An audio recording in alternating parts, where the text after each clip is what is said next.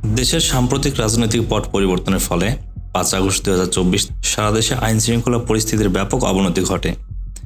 এই পরিস্থিতিতে প্রাণনাশের আশঙ্কায় বেশ কিছু রাজনৈতিক ব্যক্তিত্ব এবং বিভিন্ন শ্রেণীর নাগরিক সেনানিবাসে আশ্রয় প্রার্থনা করেন। বিচার বহির্ভূত কর্মকাণ্ড রোধ, জীবন রক্ষা এবং আইনের শাসন বজায় রাখার লক্ষ্যে সেনাবাহিনী সর্বমোট ৬২৬ জনকে বিভিন্ন সেনানিবাসে আশ্রয় প্রদান করে। আশ্রয়প্রাপ্তদের মধ্যে ২৪ জন রাজনৈতিক ব্যক্তিত্ব, ৫ জন বিচারক, ১৯ জন অসামরিক প্রশাসনের কর্মকর্তা, ২৮ জন পুলিশ অফিসার এবং ৪৮৭ জন পুলিশের বিভিন্ন স্তরের সদস্য।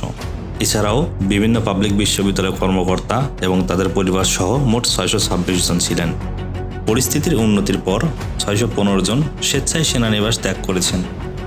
তবে আশ্রয়কারীদের মধ্যে ৪ জনের বিরুদ্ধে আনীত অভিযোগের ভিত্তিতে তাদের আইন শৃঙ্খলা রক্ষাকারী বাহিনীর কাছে হস্তান্তর করা হয়েছে। বর্তমানে ৩ জন ব্যক্তিত্ব এবং তাদের পরিবারের ৪ জন সদস্য সেনানিবাসে অবস্থান করছেন।